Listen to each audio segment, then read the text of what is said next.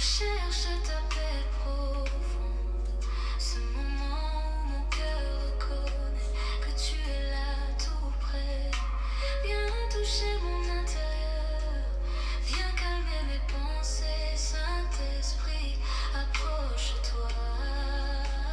Je veux te ressentir, Saint-Esprit, dans le calme, dans la paix, yeah, comme un souffle léger. Je veux te ressentir, Saint-Esprit, je veux te ressentir, Saint-Esprit. Parfois je suis fatiguée intérieurement, mon âme est chargée sans le dire, mais ton souffle suffit pour réaligner mon cœur. Je t'ouvre mes silences, je t'ouvre mes profondeurs, Saint-Esprit, touche-moi. Je veux te ressentir, Saint-Esprit. Même sans mots, même sans bruit, yeah. Juste ta présence. Je veux te ressentir, Saint-Esprit. Je veux te ressentir, Saint-Esprit.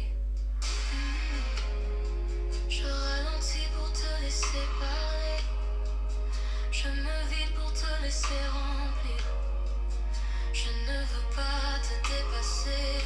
Je veux marcher à ton rythme. Rends mon cœur sensible, rends mon esprit attentif. Saint-Esprit, parle doucement. Je veux te ressentir, Saint-Esprit. Dans chaque souffle, dans chaque battement, yeah. Habite mon silence. Je veux te ressentir, Saint-Esprit. Je veux te ressentir, Saint-Esprit. Il y a des larmes que je ne montre pas, des combats que je garde en moi. Mais toi, tu les connais déjà, tu les touches sans parler. Viens poser ta paix, viens poser ta main, Saint-Esprit, reste ici. Je veux te ressentir, Saint-Esprit. Comme une paix profonde, comme une chaleur douce, yeah, qui envahit mon âme. Je veux te ressentir, je veux te ressentir. Je ne veux pas m'endurcir, je ne veux pas m'habituer. Je veux garder ce cœur sensible qui tremble devant ta présence. Protège ma faim de toi, protège ma soif de toi. Saint-Esprit, garde-moi. Je veux te ressentir, Saint-Esprit. Dans l'attente, dans la foi, yeah. Même sans réponse immédiate, oui. Même quand je ne ressens rien, je choisis de te faire confiance, car ta présence ne dépend pas de mes émotions. Mais quand tu me touches, tout mon être le sait. Saint-Esprit, touche-moi encore. Je veux te ressentir, Saint-Esprit. Plus que ta main, je veux ton cœur, yeah. Reste près de moi. Je veux te ressentir. Petit troupeau, mon frère, ma soeur, bien-aimé du Seigneur, et je le dis du fond de mon cœur, je vous aime, et c'est pour cela que je me tiens devant vous une fois de plus aujourd'hui. Et justement, notre titre, c'est Petit troupeau. Et tu comprendras tout à l'heure, jusqu'à la fin de notre entretien qui ne va pas durer aujourd'hui. quand je dis mon frère, ma soeur, je le dis du fond de mon cœur, sans arrière-pensée. C'est tant pis pour ceux qui jugent et pour tous ceux qui trouvent toujours à redire. Car il est écrit que chacun répondra de chaque parole qui est sortie de sa bouche. Et concernant les familles, ceux qui mettent leur effort à trouver des problèmes pour que les familles soient divisées, ils en répondront parce que le Seigneur nous appelle à l'unité, il nous appelle à l'amour. Je fais de mon mieux et c'est pour ça que je me tiens devant vous au nom du Seigneur. Qu'il vous bénisse, qu'il soit notre grâce, qu'il nous ouvre l'intelligence. Et aujourd'hui, je vais revenir sur 2 points de notre dernier entretien parce que je concluais que ce n'est pas le nombre de vues qui importe. Je parle ici du nombre de vues des vidéos et des publications que nous faisons sur Internet parce que l'Église aujourd'hui s'est transportée aussi avec la technologie des églises locales à l'Internet où c'est un instrument que le Seigneur met à notre disposition pour publier et proclamer sa parole. Et donc maintenant, beaucoup se basent sur le nombre de vues des vidéos. Et voilà pourquoi le Seigneur m'a inspiré de faire cet entretien avec vous que j'ai intitulé « Petit troupeau ». Et je disais donc que ce n'est pas le nombre de vues qui importe. Et ce n'est pas une façon pour moi de justifier les faibles vues générées, mais beaucoup plus pour attirer votre attention sur le fait que Jésus-Christ a bien dit petit troupeau.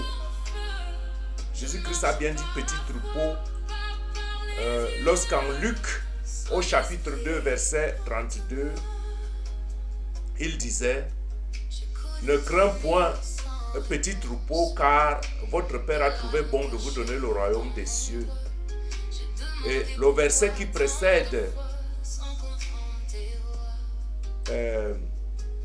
Luc 2, 32, le verset qui précède est « Cherchez le royaume de Dieu et toutes les autres choses vous seront données par-dessus. » Et le verset de 12, 33 ajoute « Vendez ce que vous possédez et donnez-le en aumône.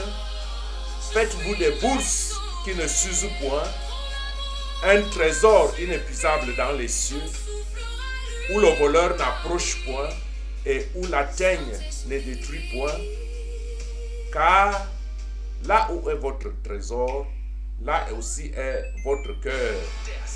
Là est votre trésor, là aussi est votre cœur. » Je voulais venir au fait que votre cœur est dans la parole de Dieu. Votre cœur doit être dans la parole de Dieu. Votre cœur doit demeurer dans la parole de Dieu telle qu'écrite. Et votre cœur ne doit pas être à la course des vues ou à la course des masses. Parce que c'est là où tout le monde court, c'est là où tout le monde va regarder la parole du Seigneur. Ce n'est pas le nombre de vues qui définit que la parole qui est proclamée là-bas est la parole du Seigneur. Bon, mais néanmoins, les choses sont ainsi, beaucoup courent derrière les vues. Et je ne souhaite pas que ces vues-là vous amènent dans le lieu indésiré par la suite. Et cela me rappelle une autre portion de l'Écriture qui est en Matthieu au chapitre 7, verset 13, où il est écrit « Entrez par la petite porte, Car large est la porte, spacieux est le chemin qui mène à la perdition. Entrez par la petite porte, car large est la porte, spacieux est le chemin qui mène à la perdition. Et le Seigneur m'a mis dans l'esprit d'intituler cet entretien « Petit troupeau ». Parce que lui-même a dit « Petit troupeau ». Le Seigneur, Dieu a trouvé bon de vous donner le royaume des cieux. Et je dis donc que ce n'est pas pour justifier les faibles vues d'une publication, mais c'est juste pour attirer votre attention de ne pas suivre les masses, de suivre la parole de Dieu. Suivre la parole de Dieu, c'est ça qui est important. Parce que les Écritures disent « Étroite est la porte, resserrez le chemin qui mène à la vie. » Il y en a peu qui entrent par là. Mon frère, ma soeur, je ne présume pas que ceux qui ont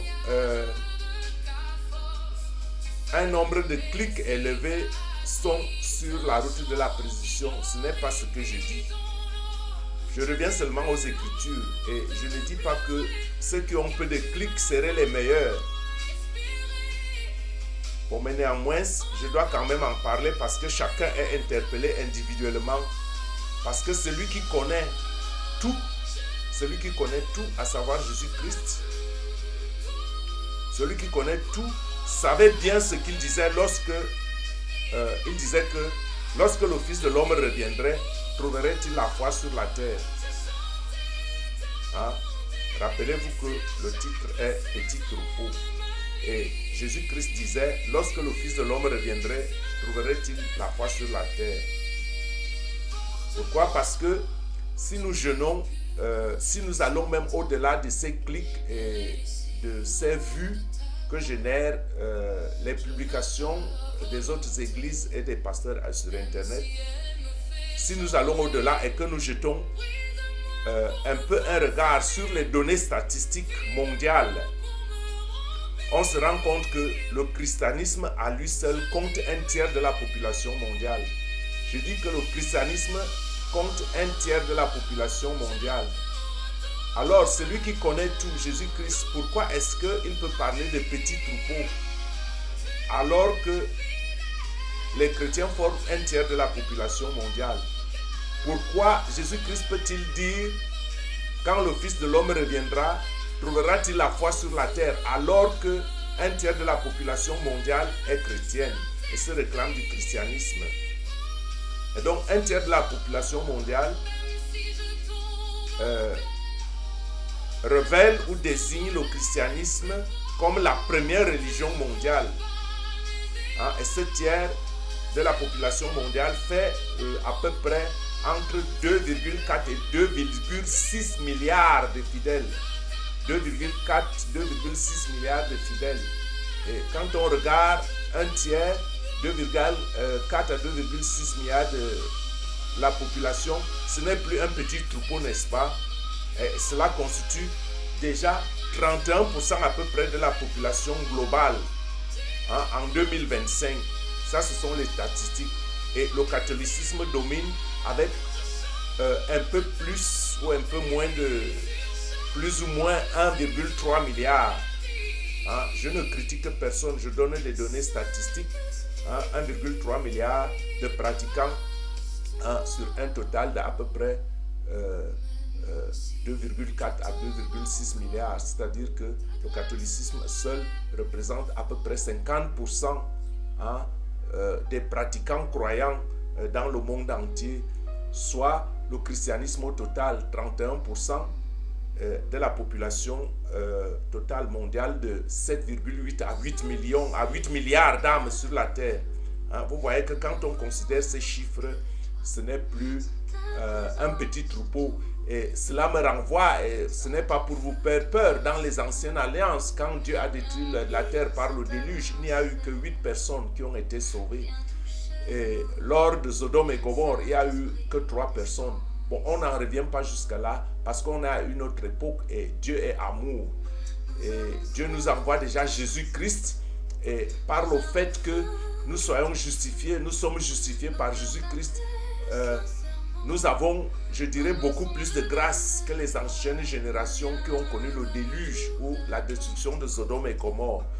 Donc, on pourrait naturellement s'attendre que beaucoup de gens soient sauvés parce que Dieu nous donne cette grâce de regarder juste à Jésus, tout comme il avait donné grâce aux Israélites au désert, que lorsque quelqu'un était mordu par un serpent, il fallait juste regarder le serpent des reins que avait construit Moïse afin que l'on soit guéri. Donc, il y a des figures comme ça dans la Bible. Et par conséquent, quand on regarde donc ces statistiques et quand on dit petit troupeau et quand on regarde ce que Jésus a dit, nous savons que la parole de Christ est vraie et que Christ n'a jamais pris des paraboles à la légère. Il a toujours donné des paraboles qui ressemblent, qui représentent le royaume de Dieu. Et quand Jésus dit donc en Luc au chapitre 18, verset 8b, « Mais quand le Fils de l'homme viendra, trouvera-t-il la foi sur la terre ?» Je ne sais pas de quoi il parlait quand je prends en considération tous ces chiffres. Une chose est donc d'être pratiquant et une chose est d'être aussi en Jésus-Christ. Une chose est d'être dans la religion, une chose est de s'activer et une chose est d'être vraiment dans la parole et dans la vérité. Je pense que je l'ai déjà dit à plusieurs reprises. J'ai parlé déjà de la grande matrice et j'en reviendrai tout à l'heure. Et je ne suis pas en train de faire un jugement, mais c'est une interpellation. Je nous interpelle, nous tous, toi et moi, afin que nous examinions nos voies au lieu de suivre les masses. Car en fait, je disais la dernière fois que ce que Dieu attend de nous, ce que Dieu attend de vous, ce que Dieu attend de toi, c'est l'obéissance dans l'amour ou l'amour dans l'obéissance de Dieu. L'amour nous amène à obéir à celui que nous aimons et lui qui nous a aimés en premier en se sacrifiant pour nous. C'est pour nos péchés qu'il a été brisé. Il a porté nos péchés en échange de sa sainteté et c'est lui, ou mieux c'est par lui seul que nous sommes justifiés devant Dieu. Qu'est-ce que je veux dire? Je veux dire que Jésus-Christ a pour nous nos péchés et il a subi le supplice qui devait nous revenir. Ce supplice est tombé sur lui et donc nous sommes justifiés en portant Christ en nous. Nous sommes justifiés parce que notre justification passe par Jésus-Christ. Et quand nous sommes justifiés, c'est parce que Jésus voit, c'est parce que Dieu voit Jésus. Et par conséquent, nous sommes donc justifiés devant Jésus, par Jésus-Christ. Et voilà pourquoi les Écritures disent qu'il devient notre avocat devant Dieu. Et c'est la grâce de Dieu, c'est le signe de l'amour du Père pour nous. Et Christ est parti de ce monde pour aller nous préparer une place. Et il nous laisse le Saint-Esprit. Et quand je vois comment les uns et les autres vaquent dans les choses du royaume, bon, je me pose toujours la question, est-ce que nous servons 2 maîtres? Est-ce que nous servons la même parole? Et Jésus-Christ donc est allé nous préparer une place et il nous a laissé sa parole et il nous a laissé le Saint-Esprit. Voilà les 2 choses que Jésus nous a laissées. Il nous a laissé son évangile. Et c'est vrai que son évangile maintenant, on peut le tordre, on peut fabriquer des doctrines, on peut fabriquer tout un tas de choses, je le veux bien, mais est-ce qu'on reste dans le noyau? Est-ce qu'on reste, parce que le noyau contient toutes les propriétés d'un fruit et les propriétés d'un arbre. Et donc, si on se met sur une branche ou si on se met sur le tronc, je ne sais pas si on peut porter des fruits. La branche à elle seule ne peut pas porter des fruits. C'est le noyau qu'il faut ensemencer afin qu'il en sorte un produit, un fruit du même espèce. Et donc, Jésus est allé nous préparer une place et nous laisse son Saint-Esprit. Et sa parole dit que n'est fils de Dieu que celui qui est habité par son esprit. La parole est claire là-dessus. Je sais que c'est ce genre de déclaration et ce genre de doctrine qui fait que beaucoup fuient et préfèrent là où on dorlote leurs oreilles, là où ils entendent ce qu'ils veulent entendre, afin de calmer leur conscience. Mais la parole est claire, il faut la dire, afin que nous ne soyons pas surpris à la fin, lorsque les temps seront accomplis. Il vaut mieux connaître la vérité, travailler dur, suer, transpirer, afin de pouvoir espérer aussi un résultat excellent, que de se flatter, de rester avec toutes ses faiblesses en disant que Dieu est amour. Voyez-vous, Dieu est amour et pourtant Adam et Ève ont été expulsés du paradis. Ce n'est pas le sujet aujourd'hui. Je disais que la parole de Dieu dit que n'est fils de Dieu que celui qui est habité par son esprit. Et voilà peut-être pourquoi déjà Jésus-Christ nous laisse son esprit. Hein? Et ma question est, comme tu suis les clics, comme tu suis les masses, ma question est, que poursuis-tu? Poursuis-tu les masses ou es-tu à la recherche du Saint-Esprit? Et donc, je te conseille de commencer dès maintenant de rechercher le Saint-Esprit. Recherche le Saint-Esprit. C'est seulement son esprit qui sonde les profondeurs de Dieu. Et par conséquent, le chemin, c'est Jésus par le Saint-Esprit. Le Saint-Esprit par Jésus et non les religions et toutes les croyances. Je n'ai rien contre les croyances, ni les enseignements, ni contre la religion. Mais tant qu'elles ne vous apporteront pas la vraie connaissance de Dieu, elles ne vous seront pas d'une grande utilité.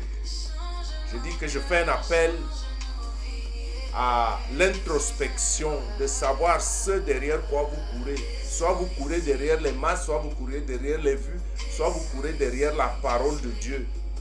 Le Seigneur lui-même a parlé de petits troupeaux. Et je dis que tant que la religion ne vous apportera pas la vraie connaissance de Dieu, elle ne vous sera pas d'une grande utilité. Elle ne vous sera pas d'une grande utilité. Et quand je parle de la connaissance ici, je ne parle pas de cette connaissance livresque.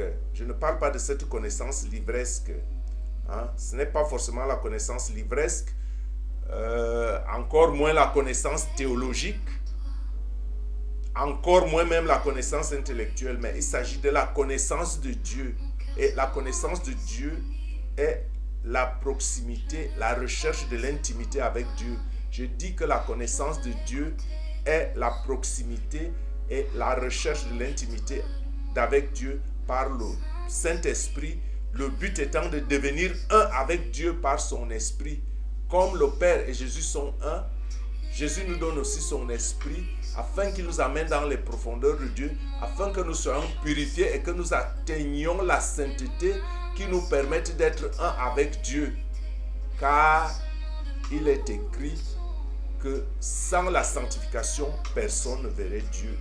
Hein? Ça, cette vérité-là, il faut que l'on le dise au peuple de Dieu. Je le dis par amour, je ne dis pas pour faire peur. Hein? Il faut se mettre au travail. Et il faut savoir que par soi-même, vous ne pouvez pas atteindre de grands résultats. C'est par le Saint-Esprit qui vient habiter à vous, qui petit à petit vous conduit sur les voies de la sainteté. Ce n'est pas une voie facile, c'est une voie pleine d'embûches. Et peut-être que quelque part, les gens se moqueront de vous. Et ce chemin nécessite la transformation du cœur. La transformation du cœur. La transformation du cœur en amenant, comme nous le dit 2 Corinthiens au chapitre 10 verset 5, toute pensée captive à l'obéissance de Christ. Toute pensée captive à l'obéissance de Christ par amour. Parce qu'on obéit à Christ par amour. Parce qu'il est mort pour nous par amour. Il a subi le supplice par amour. Et nous devons lui montrer obéissance par amour. Parce que sa parole veut nous conduire quelque part, là où il est. Et il est saint. Et c'est cette sainteté que nous devons rechercher. Cette droiture de cœur.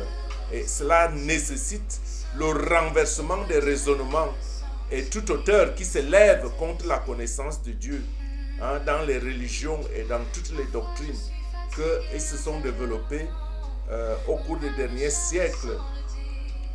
Ce que j'ai toujours appelé la grande matrice la grande tromperie des siècles. Et cela m'amène à vous expliquer quelque chose de très profond.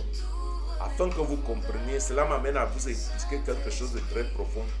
Pourquoi? Parce que après la révolte du mont Sion, il y a eu une révolte au mont Sion. Et on va lire ce texte en Ézéchiel au chapitre 28, à partir du verset 14. Il est écrit: tu étais un chérubin protecteur, aux ailes déployées. Je t'avais placé et tu étais sur la sainte montagne de Dieu. Tu marchais au milieu des pierres étincelantes. Tu as été intègre dans tes voies depuis le jour où tu fus créé jusqu'à celui où l'iniquité a été trouvée chez toi. Par la grandeur de ton commerce, tu as été rempli de violence et tu as péché. Je te précipite de la montagne de Dieu et je te fais disparaître, chérubin protecteur, du milieu des pierres étincelantes. Donc ce texte est très révélateur. C'est un texte de prophétie. C'est une prophétie qui s'est déjà accomplie.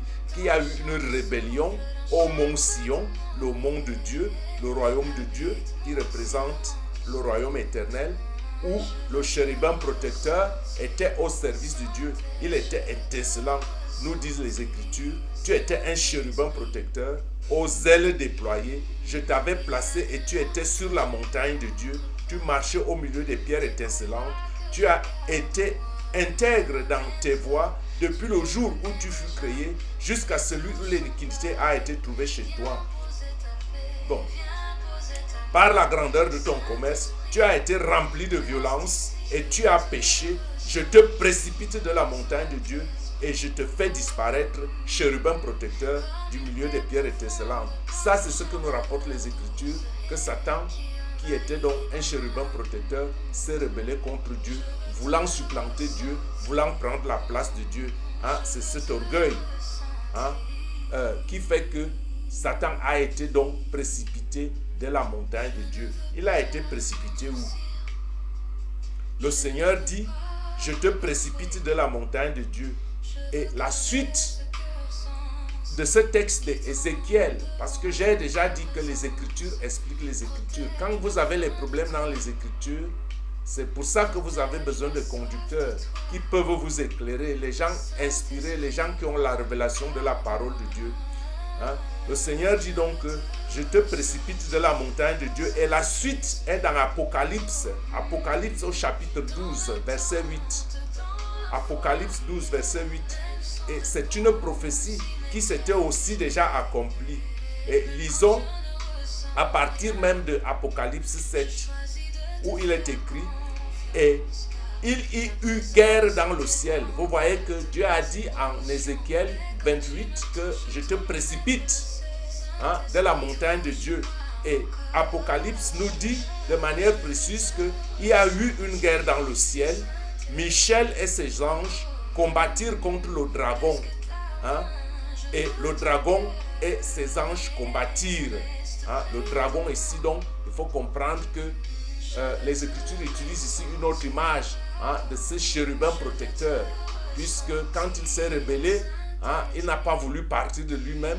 Il a combattu pour prendre la place de Dieu. Et voilà pourquoi il a été précipité. Et cette précipitation, c'est donc Michel et ses anges qui le combattirent. Et le dragon et ses anges aussi combattirent. Mais ils ne furent pas plus forts. Voilà pourquoi ils ont donc été précipités. Et leur place ne fut plus trouvée dans le ciel. Leur place ne fut plus trouvée dans le ciel. On dit ici bien, remarquez-le, leur place ne fut plus trouvée dans le ciel. Et il fut précipité, le grand dragon.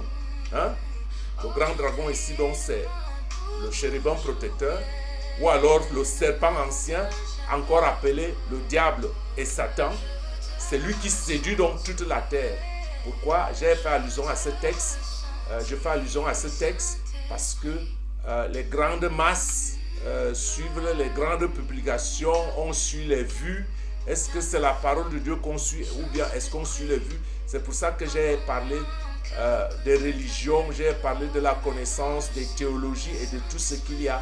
Je n'ai rien contre ça. Mais est-ce que cela vous donne le Saint-Esprit? Parce que la meilleure chose que Christ nous a laissée, c'est sa parole et le Saint-Esprit.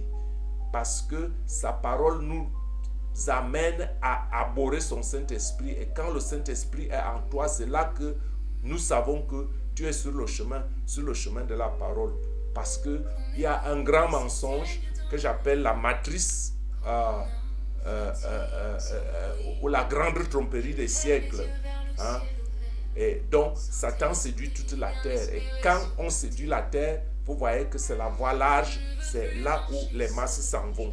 Je n'ai pas dit que ceux qui ont les vues ne sont pas sur le chemin, mais si j'attire juste votre attention que Satan donc séduit toute la terre parce qu'il fut précipité sur la terre et ses anges furent précipités avec lui. Et ce texte m'amène sur un enseignement révélé, parce que je vais vous dire maintenant pourquoi je fais une telle publication, pourquoi je fais un tel enseignement en parlant de petits troupeaux et en faisant allusion aux vues et tout ce que vous avez là sur les chaînes des autres églises et les publications des autres pasteurs. Ce texte m'amène à un enseignement révélé et je n'ai plus besoin de dire que la chute d'Adam et Ève ont donc passé l'autorité de la terre à l'ancien chérubin protecteur. Parce que Adam et Ève ont été tentés, ils sont tombés. Or, la révolte du chérubin protecteur avait déjà eu lieu. Et voilà pourquoi, jaloux de la création humaine que Dieu a amené en vie pour supplanter Satan et pour trouver des serviteurs qui vont prendre la place au ciel des chérubins déchus. Parce que quand vous allez au ciel, il y a de la place pour ces chérubins déchus. Il faut que ces places-là soient occupées. Et voilà pourquoi Jésus est allé au ciel nous préparer d'autres places. Hein, c'est comme ça qu'il faut comprendre. Et par conséquent, donc, l'autorité de la terre ayant été passée entre les mains du chérubin protecteur qui séduit donc la terre actuellement, parce qu'Adam et Ève sont tombés à la tentation.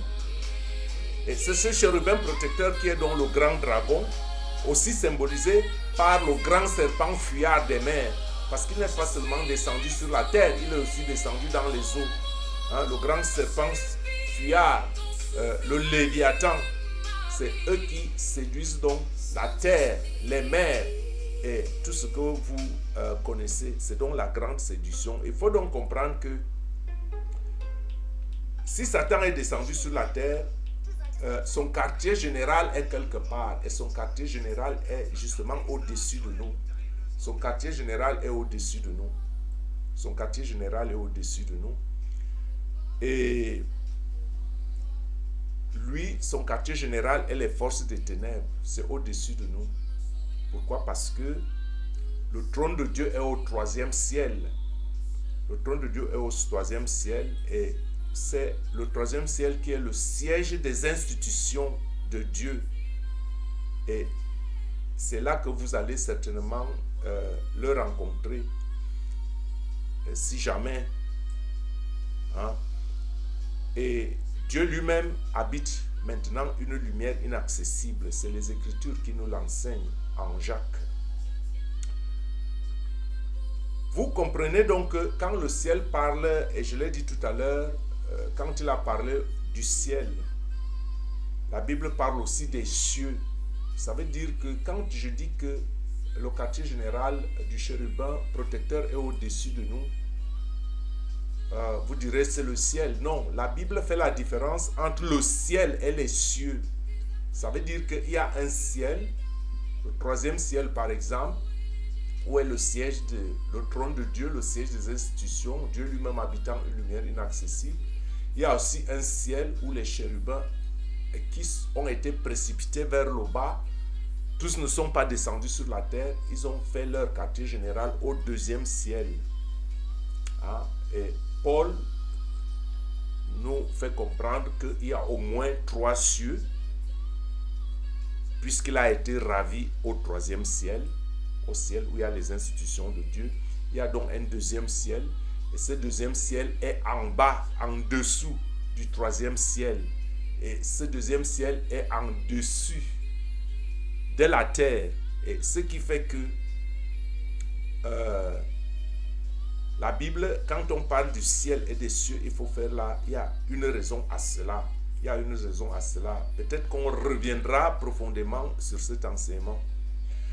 Mais cependant, quand le Seigneur parle à travers le prophète Malachie, je vais vous en montrer quelque chose d'autre. Quand je dis qu'il est au deuxième ciel, je vais vous montrer quelque chose d'autre. Parce que je m'appuie sur les Écritures, même si je dis que c'est un enseignement révélé, que le Seigneur a parlé à beaucoup de ses serviteurs déjà. Et quand le Seigneur parle donc à travers le prophète Malachie, en Malachie au chapitre 3, verset 10, écoutez ce que le Seigneur dit. Il dit, apportez à la maison du trésor toutes les dîmes, afin qu'il y ait de la nourriture dans ma maison.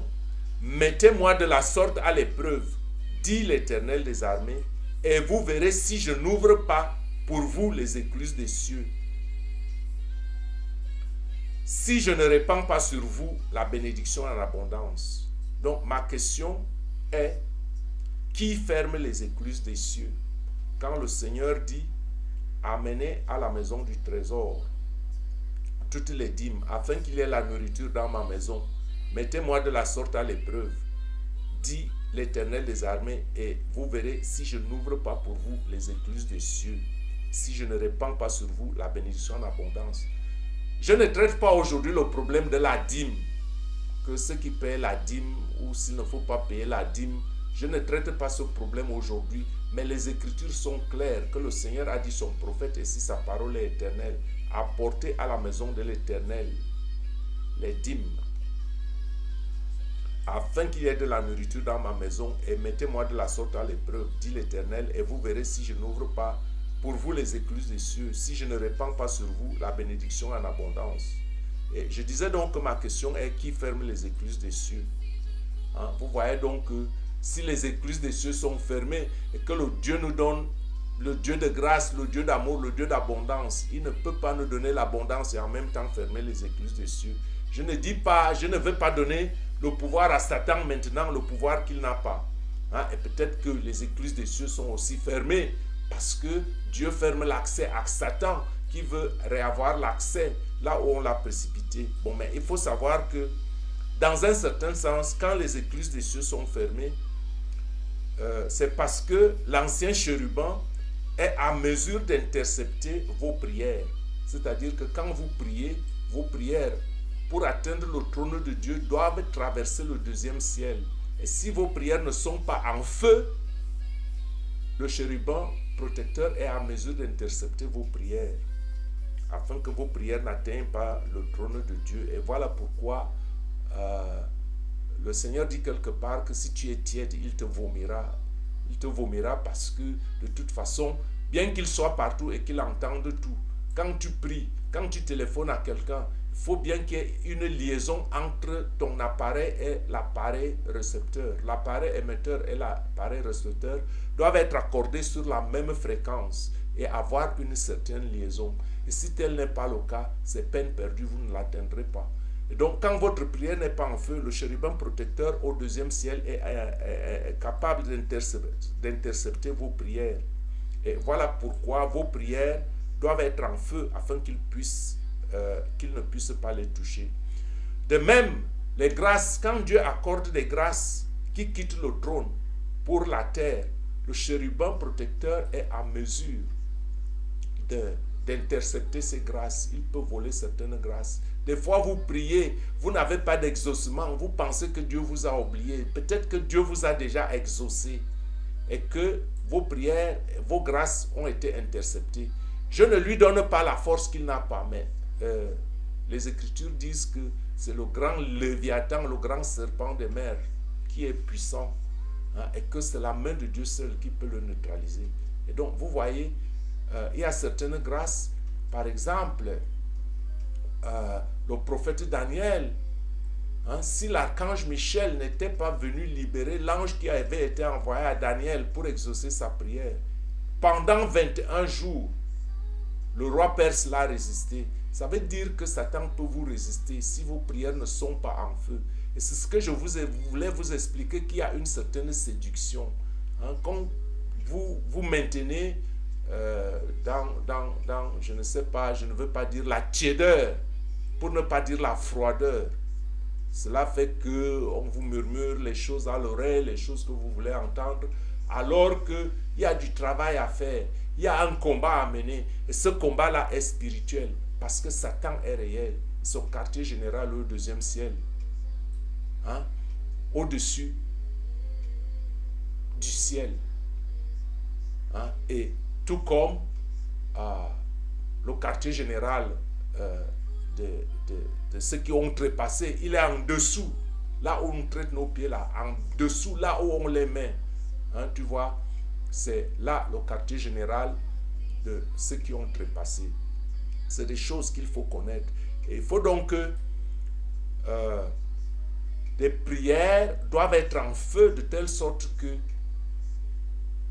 l'ennemi ne puisse pas les intercepter. Vous devez avoir un certain zèle, vous devez avoir un certain amour, vous devez avoir le Saint-Esprit, parce que le Saint-Esprit est un esprit de feu, parce que la parole de Dieu est une parole de feu, parce que le sang de Jésus-Christ a brisé Satan et ses œuvres, de sorte que ces trois éléments sont des éléments pour lesquels, quand vous agissez avec elle, hein, vous créez un couloir de feu, un couloir de sang, intouchable par les forces des ténèbres qui siègent au-dessus de la terre. Ça, c'est très important que vous le connaissiez.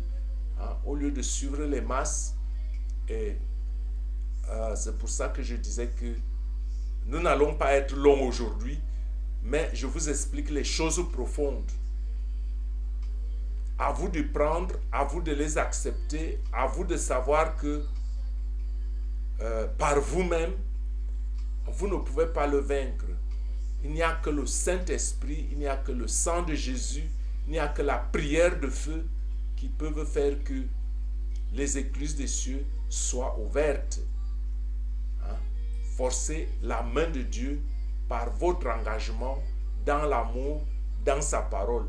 Hein? Voilà ce à quoi je voulais faire attirer votre attention aujourd'hui, de ne pas suivre les masses, et de ne pas être complexé, de ne pas avoir honte d'appartenir au petit troupeau.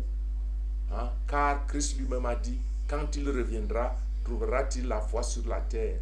Donc, on appelle le Saint-Esprit, afin que le Saint-Esprit nous accorde sa grâce, afin que le Saint-Esprit nous adombre, afin que le Saint-Esprit vienne balayer tout ce qui n'est pas de Dieu, afin que nous poursuivions les voies de l'amour de Dieu dans la pureté, dans la sainteté, dans la recherche de la sanctification, car par nous-mêmes, nous ne pouvons pas atteindre ce but. Saint-Esprit, nous t'implorons, viens Saint-Esprit.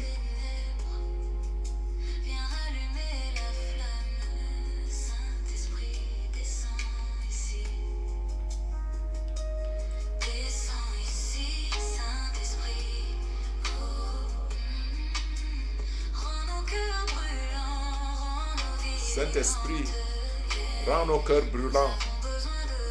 Saint-Esprit, nous avons besoin de toi. Saint-Esprit, descends ici. Saint-Esprit, nous voulons être le temple, ton temple. Viens donc nettoyer ton temple que nous sommes. Car le Seigneur lui-même a dit qu'il n'habite pas les maisons construites des mains d'hommes. Viens dans nos vies, Saint-Esprit. Viens prendre toute la place. Saint-Esprit, descends ici.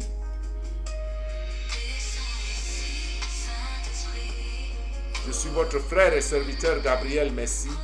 Sois béni au nom tout puissant de Jésus-Christ.